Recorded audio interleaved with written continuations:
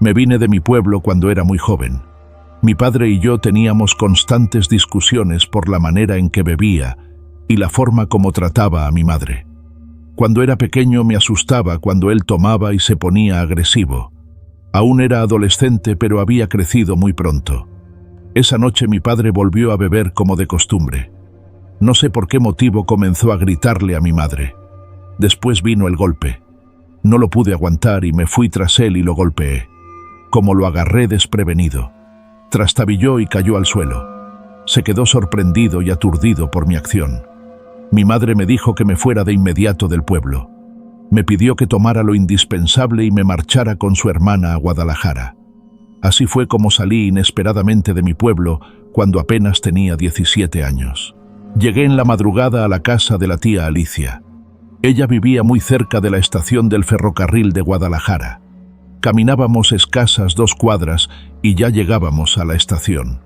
Cuando llegué a la casa de mi tía, solo llegué con escaso dinero para sobrevivir unos cuantos días. Le dije a mi tía que necesitaba trabajar lo más pronto posible. Ella me dijo que su trabajo era en una fábrica en la que elaboraban pantalones, pero que aún no tenía la edad para entrar. Necesitaba cumplir los 18 años. El esposo de mi tía Alicia, el tío Mario, me dijo que él trabajaba en la estación del ferrocarril. Era cierto que no tenía la edad para ingresar, pero que hablaría con su jefe para ver qué podía hacer por mí. Al principio, entré como ayudante de todos los trabajadores que salían de viaje. Cada uno de su propia bolsa cooperaba para pagarme. Me iba de viaje con ellos. Me ponían a hacer de todo: lavar trastes, tender camas, lavar el baño. Solo esperaba tener la edad adecuada para tramitar mi ingreso formal. Mientras entré en el mundo de los viajes y comencé a ver a los compañeros de trabajo como parte de la familia, ya que viajaba durante casi una semana, cuando iba a Nogales o a Mexicali. En cuanto cumplí los 18 años, mi tío Mario hizo los trámites correspondientes para que entrara formalmente como trabajador del ferrocarril. No era tan sencillo hacerlo. Hubo que dar cierta cantidad de dinero para que ese trámite fuese posible, pero logré formar parte de la nómina. En la estación de ferrocarril había salidas a distintas partes de la República Mexicana. Cuando tocaba la salida a la Ciudad de México, el tren salía por las noches, a las 9 de la noche. Parte de mi trabajo consistía en usar impecablemente el uniforme para recibir en el pasillo de entrada a los pasajeros. Les daba la bienvenida. Los orientaba hacia dónde se encontraba el andén del tren, así como ubicarlos en el asiento de pasajera. Cuando realizaba esta actividad no salía de viaje. Inmediatamente en cuanto el tren partía, mi trabajo ese día había concluido. Se le llamaba hacer plataforma, como el tren era muy puntual. A las 9 de la noche ya estaba libre para departir con los compañeros del ferrocarril. Aunque era muy joven, ya conocía muy bien a la mayoría de ellos. Nos quedábamos en el patio. Así le decíamos a toda la zona de la estación aledaña a las vías del ferrocarril. Debajo de un roble grande compartíamos experiencias viajeras y bebíamos. En ocasiones me iba de ahí ya muy entrada la madrugada, cuando el patio ya estaba desolado y oscuro. Aquella noche que me fui como a la 1 de la mañana de la estación del ferrocarril, vi una sombra que se movía detrás de un árbol. Iba un poco ebrio, y pensé que todo era producto de mi imaginación. Iba rumbo a la salida por la rampa, cuando algo me motivó a voltear hacia atrás. En el andén vi de nuevo a esa sombra que se escurría entre los pilares. Me quedé durante unos instantes atento, para ver con más claridad lo que se movía entre los muros. Esta vez tuve mejor suerte, algo corrió, y fue hacia la parte más oscura de la estación. Observé durante un poco más sin lograr verlo. Al día siguiente, después que terminé mi jornada de trabajo, fui con José, el encargado del almacén. Él era la persona que estaba en el día o en la noche, según su horario. Él no salía de viaje. Le pregunté si alguna vez había visto algo extraño en el patio de la estación. Él se me quedó viendo sin responder a mi pregunta. Enseguida me dijo si yo también lo había visto. Le respondí que sí. Por eso le estaba preguntando. José me dijo que después que pasa la medianoche es cuando esa cosa se ve. principalmente en la parte de los andenes. Añadió que él también había tratado de investigar si pertenecía a algún alma que hubiese muerto ahí, pero hasta ahora no sabía nada. Me fui de la estación con la premisa de que al menos no estaba loco, y que había alguien más que coincidía conmigo. Ese día me preparé porque tenía salida a la Ciudad México. Llegué a la estación a las 7 de la noche. Hice todos los protocolos de revisión antes de salir, ya que el médico revisaba la presión de cada trabajador antes de partir. Si la presión arterial no se encontraba bien, el compañero no salía de viaje. Me dispuse a asear el vagón que me correspondía. Faltaba más de 2 horas para que el tren partiera. En cuanto ingresé al vagón, vi con claridad cómo una persona se metía al baño. Me fui directamente para decirle que no lo podía usar. Y es que en ocasiones los indigentes del lugar se metían a hacer sus necesidades.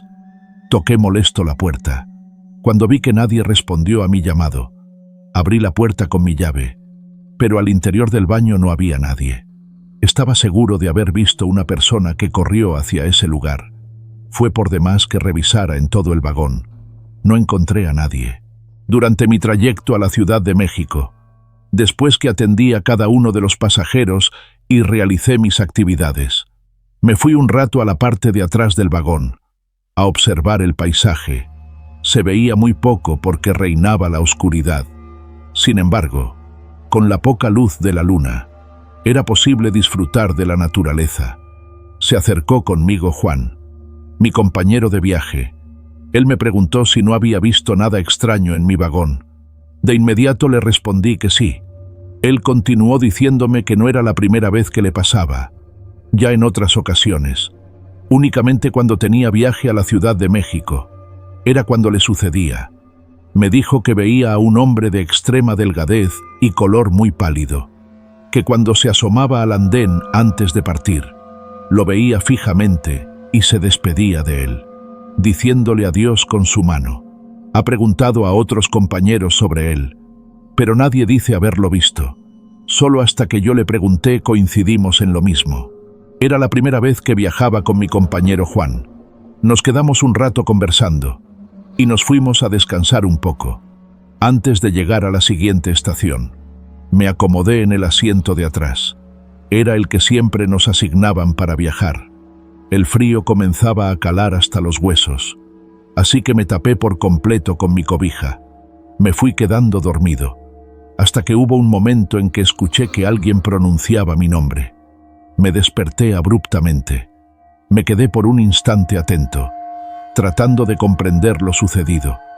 Creí que uno de los pasajeros había solicitado mi servicio. Me levanté y caminé por el pasillo, buscando a la persona que requería de mi ayuda, pero casi todos los pasajeros permanecían dormidos, a excepción de uno que otro que trataba de ver algo a través de la oscuridad. Me regresé a mi asiento. Esta vez ya no me dormí. Estuve alerta a cualquier ruido. De pronto, escuché con claridad que alguien pronunciaba mi nombre de nuevo. Ya no tuve la menor duda de que alguien me había hablado.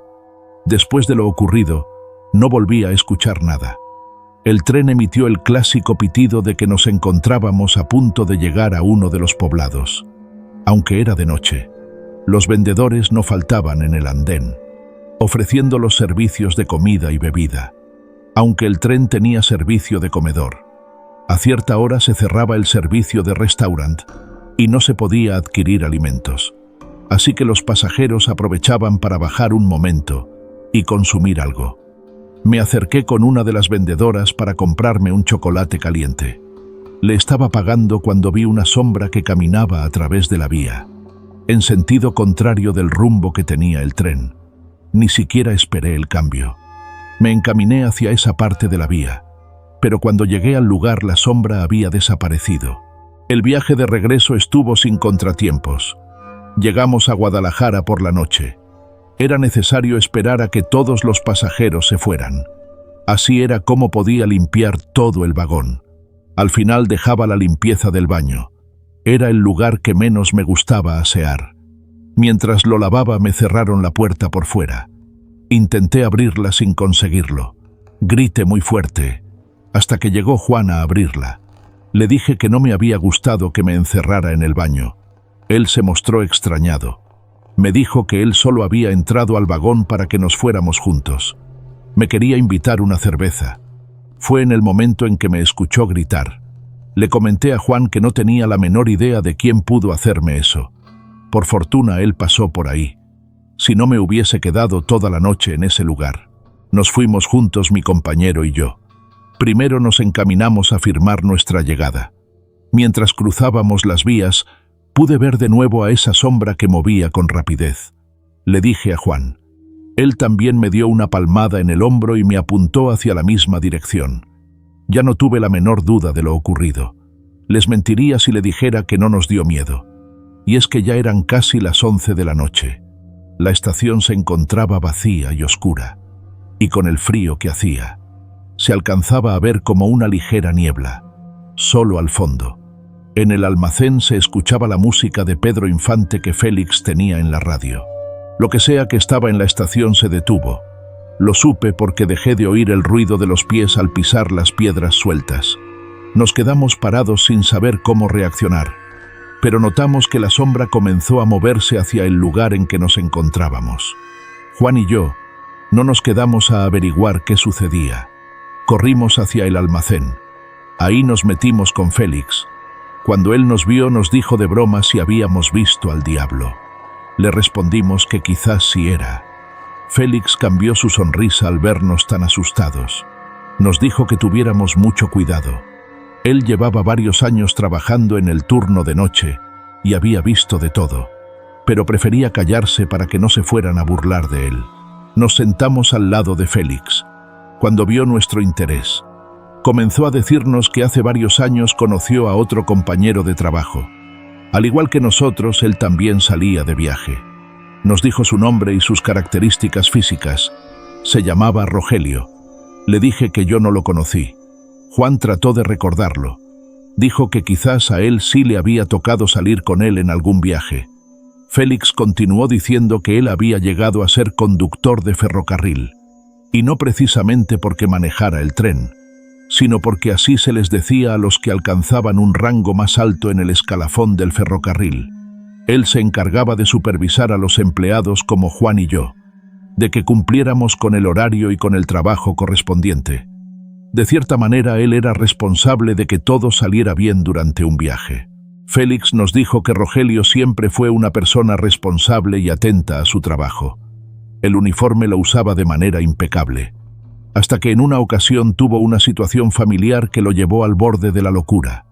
Félix nos dijo que no sabía con exactitud si realmente lo que lo desquició fue porque su esposa lo dejó, o quizás hubo otra razón más fuerte. Eso no lo supo con certeza. El asunto es que al perder la cordura, él descuidó por completo su imagen y su trabajo. Fue necesario darlo de baja. Cuando eso ocurrió, el sindicato trató de hacer algo por él, pero Félix no supo lo que lograron solucionar. A los pocos días, se le comenzó a ver en la estación como un indigente. Cada día llegaba a la misma hora, a las 7 de la mañana, como si en su mente aún quedase un poco de conciencia respecto a su trabajo, porque esa era su hora de entrada. Caminaba de un lado hacia el otro por las vías del tren. Cuando uno de los trenes llegaba, se ponía en el andén y se quedaba parado todo el tiempo en el que los pasajeros subían o bajaban. Era una manera de creer que aún continuaba trabajando. Mi compañero Félix continuó diciendo que todos se acostumbraron a verlo cotidianamente. No sabía a dónde se iba por las noches, porque Félix trabajaba de noche y no lo veía. Una mañana muy temprano, uno de los trabajadores que realizaba su labor en uno de los vagones se encontró con la escalofriante escena. Había un cadáver a un lado del vagón, pero solo estaba su cuerpo. No tenía cabeza. Las autoridades llegaron y le hicieron los análisis pertinentes. Fue cuando se supo que se trataba de Rogelio. Buscaron minuciosamente por toda la estación su cabeza, sin lograr encontrarla. Con el paso de los días, alguien reportó que en la estación de Tequila habían encontrado una cabeza. Era la de Rogelio. Por más indagaciones que se hicieron, no fue posible determinar cómo sucedieron los hechos, por qué su cabeza había aparecido tan lejos y cuál había sido el móvil del asesinato. Félix nos dijo que la primera vez que él comenzó a ver hechos extraños en el patio de la estación fue una noche que había llegado mercancía. Se encontraba junto con otro compañero descargando los insumos. Habían pasado solo 2 días de aquel encuentro triste del cadáver. Él vio una sombra que se movía entre la oscuridad. Esa ocasión eran después de las 11 de la noche. Félix detuvo un poco su relato. Se le notaba que todavía le afectaba. Yo no lo sabía, pero Rogelio fue un gran amigo de él. Después de la pausa prosiguió diciendo que a partir de ese día vio a alguien que se escurría entre la oscuridad. Nunca pudo verlo bajo la luz. Por eso no supo de quién se trataba, pero casi tiene la certeza de que era él. Félix siguió diciendo que aún su espíritu vagaba en la estación. Solo se le veía por las noches. A él nunca le ha hecho nada. Sin embargo, otros compañeros dicen que cuando se encontraban con la sombra en la oscuridad, sentían como si una cuerda atravesada en el cuello comenzara a asfixiarlos. Luchaban contra lo que sentían, sin poder quitarse esa sensación. Mi compañero concluyó diciéndonos que era mejor alejarnos de esa sombra, porque a otros compañeros ya les había sucedido eso. Por fortuna, en todas las ocasiones, hubo alguien más que los pudo auxiliar. Le pregunté a Félix qué sucedió con la cabeza de Rogelio. Él me dijo que cuando la encontraron en otra estación del ferrocarril, trataron de juntarla con su cuerpo, pero no supo explicarme cuál fue el motivo por el cual no se logró. Se ha corrido el rumor de que su alma no ha descansado por la manera en que lo mataron y porque su cadáver quedó sin su cabeza. Para terminar, Félix nos dijo que era mejor alejarnos de su alma errante, porque si no había logrado lastimar a nadie, eso no significaba que nunca fuese a ocurrir algo. Lo más seguro era alejarse inmediatamente del espíritu. Incluso, dijo que quizás ni siquiera pudiese tratarse de él, sino de algún demonio que tomó su alma. Félix bajó un poco el tono de su voz, para decirnos que quizás ya ni siquiera era el espíritu de Rogelio. Por eso era mejor que tuviésemos mucho cuidado. Y si ya lo estábamos viendo con cierta frecuencia, era mejor llevar con nosotros un rosario o un crucifijo, por si las dudas. Nos despedimos de Félix, José y yo. Íbamos sorprendidos por todo lo que nos había contado. No teníamos la menor idea de lo que había ocurrido. Nos salimos de la estación por el lado de la rampa. No puedo negar que teníamos un poco de miedo. Ya pasaba de la medianoche.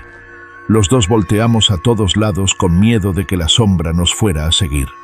No habíamos dado más que algunos pasos, cuando escuché un ruido, como el sonido de los pies que pisan la grava. La evidencia de que alguien rondaba por ahí era clara, pero no lográbamos ver a nadie. José y yo avanzamos con más rapidez. Estábamos a punto de llegar a la salida de la rampa de la estación, cuando vi que a mi amigo cayó al suelo, y de pronto comenzó a arrastrarlo una fuerza, porque no lograba ver a nadie. Se lo llevó hasta la parte oscura de la estación. En ese lugar había varios árboles frondosos que impedían el paso de la luz de la luna. José gritaba desesperado. Me pedía ayuda. Yo no sabía qué hacer. Sentía que si me acercaba al lugar, a mí también me pasaría lo mismo que a mi amigo. Corrí hacia el almacén. Le dije a Félix que me apoyara a auxiliar a mi amigo. Él no lo dudó, aunque ya era un hombre de edad avanzada. Tomó su cuchillo y me fui detrás de él. José aún continuaba luchando contra ese ser siniestro. Se escuchaban sus gritos desesperados. En cuanto llegamos al lugar, Félix alumbró el espacio con una lámpara de mano. Fue la primera vez que veía a ese ente. Su cuerpo se veía fornido. Era de gran estatura, pero no tenía cabeza. Estaba ahorcando a mi amigo con una cuerda.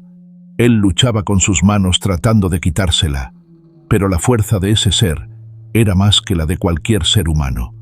Yo me quedé paralizado sin saber qué hacer. Tenía miedo de que me sucediera lo mismo que a José.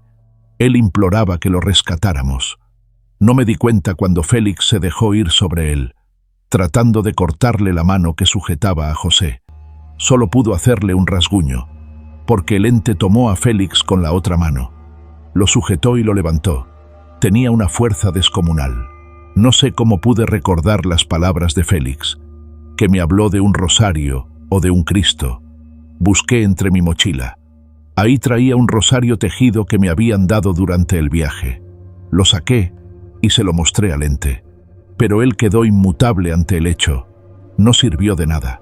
Fueron unos instantes en los que vi cómo se les diluía la vida a cada uno de mis compañeros. Me acerqué y recogí el cuchillo que Félix había tirado. Y sin pensarlo se lo clavé en el lugar que podría estar el corazón. El ser se desvaneció.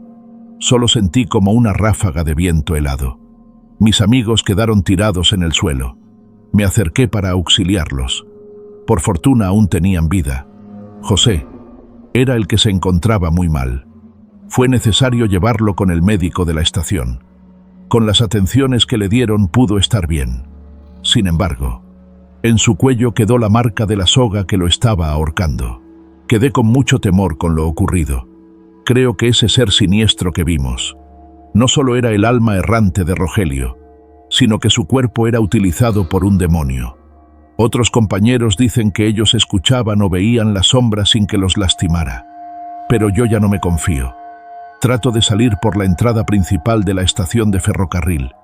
Creo que es más seguro. Todavía hay compañeros que dicen que ese ser ronda en el patio de la estación, entre los vagones y entre las vías del tren. En ocasiones, escucho el crujir de las ramas secas cuando las pisan, así como movimiento entre la oscuridad, pero salgo de inmediato. Dicen que hasta en la actualidad, todavía ronda el espíritu del decapitado.